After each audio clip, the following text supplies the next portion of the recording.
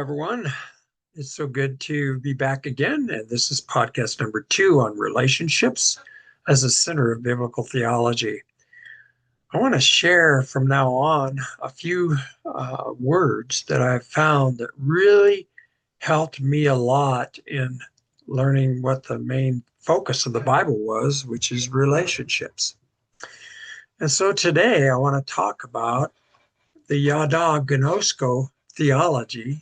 Yada is the word to know in Hebrew, and Gnosko is the word in Greek for to know. So I want to share my screen and just share a few things here about this.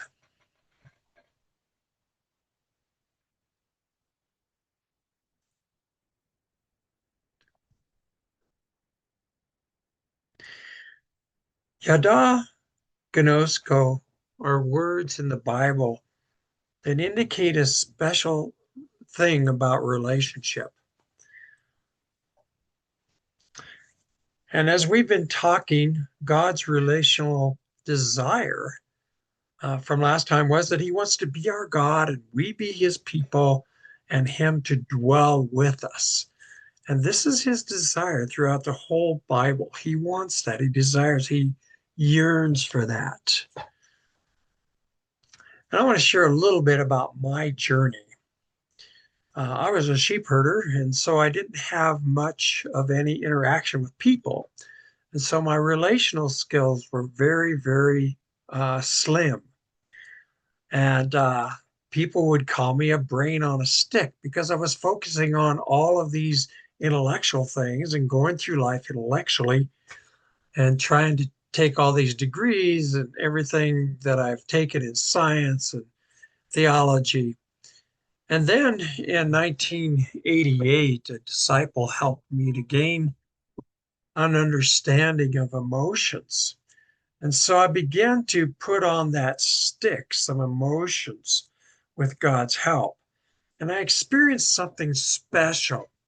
And it was the idea that you can't really have relationships without the emotions and the experiencing of other people relationally. Indeed, it was all about relationship that involved the emotions, the heart, experience, and not just the intellect. Deuteronomy 8:2 in the early 2000s helped me a lot as well. It says, remember how the Lord your God led you all the way in the wilderness these 40 years to humble and test you in order to know, Yada, what was in your heart, whether or not you would keep his commands.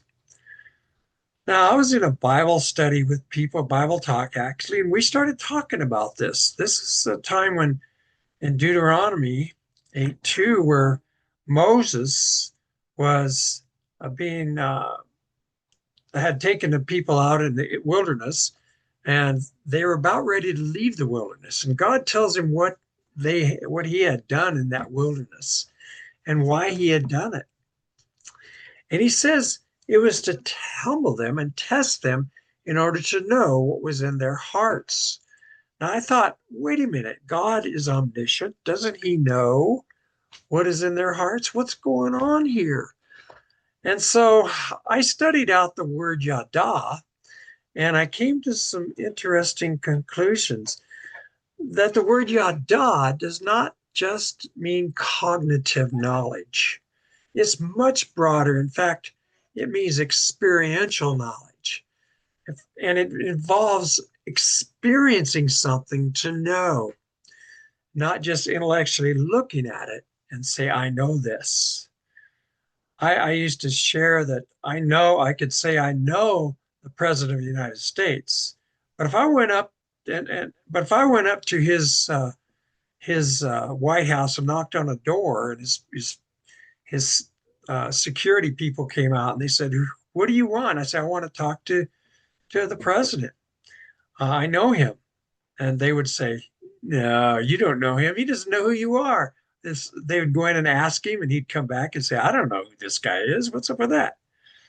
And so Yada helped me to understand that knowing someone or knowing something was experiential. I may have had some experience on the TV seeing the president, but he had no experience with me whatsoever.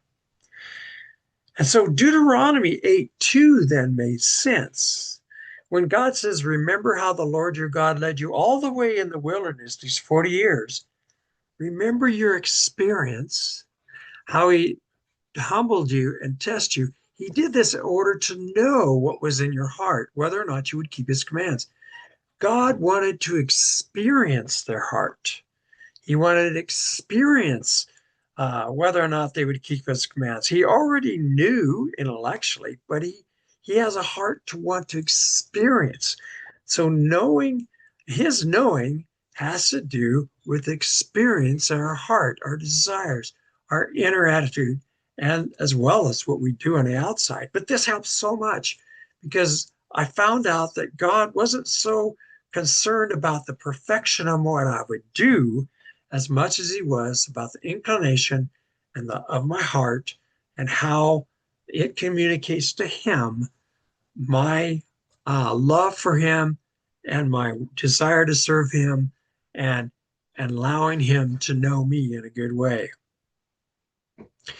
It's interesting because other passages also made sense. Genesis 22:12, it comes to mind. It made sense about Abraham. After Abraham was called by God to go up on the mount to sacrifice his son Isaac, he goes up on top and puts his son on the altar, and he draws his knife, and God says, stop, don't do this. He says, now I know, Ayada, that you fear God because you have not withheld from me your son, your only son. Well, didn't God already know that? But what he's saying is here, I've experienced your interaction with me, that you actually fear me, and you're not even going to withhold your son, your only son. That speaks deeply into the heart of God.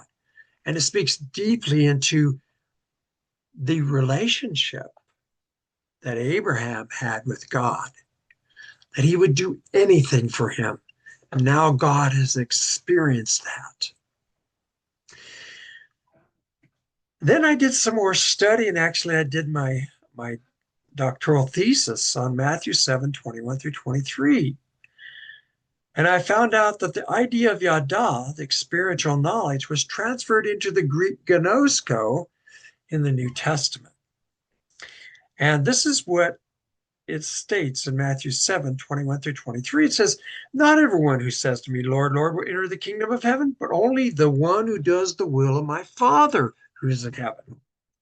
Many will say to me on that day, Lord, Lord, did we not prophesy in your name? In your name drive out demons, in your name perform miracles, many miracles. Then Jesus says, I will tell them plainly, I never knew or gnoskoed you.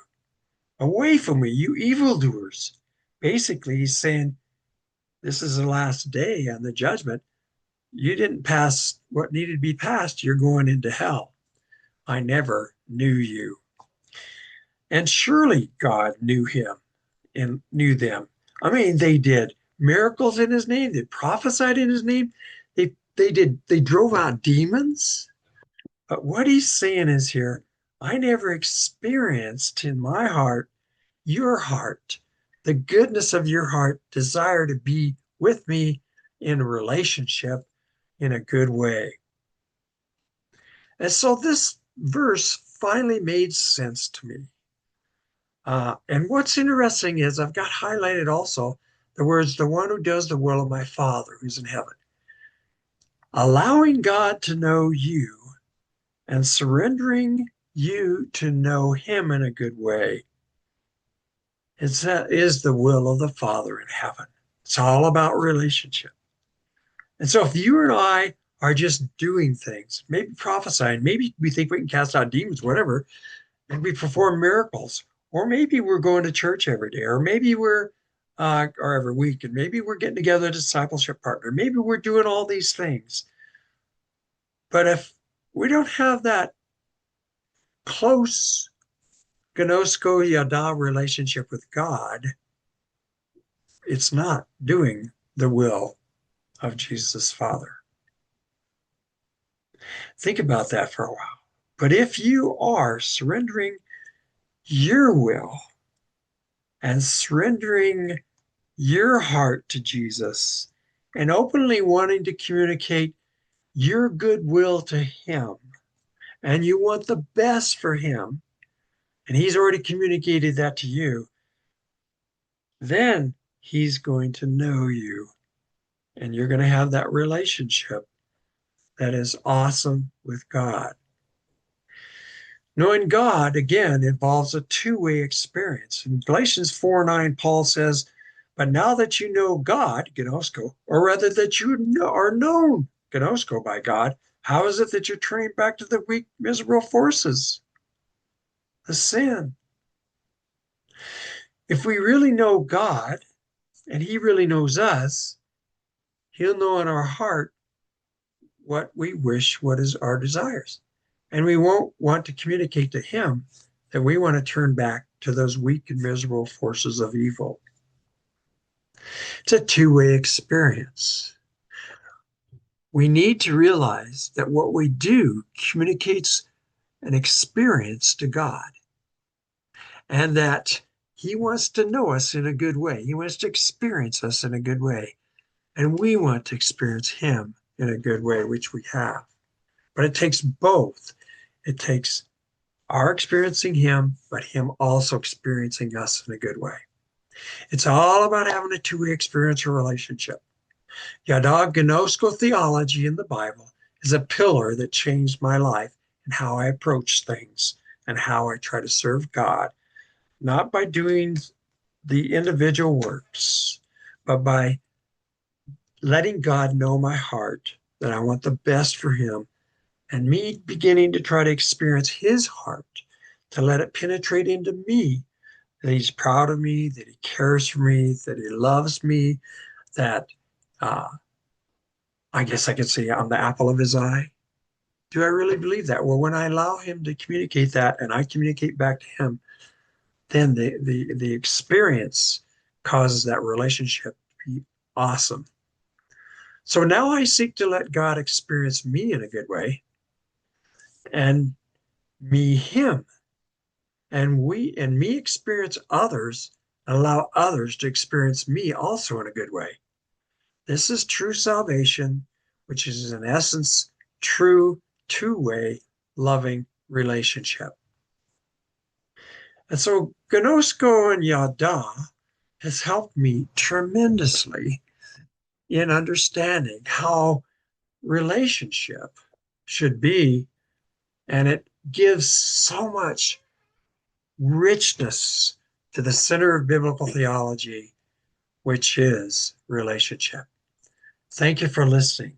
Please meditate on these things and think about them and consider how you might uh, communicate to God with your life and your heart that you want the best for Him and that you want Him to be able to communicate to you His best for you. Thank you.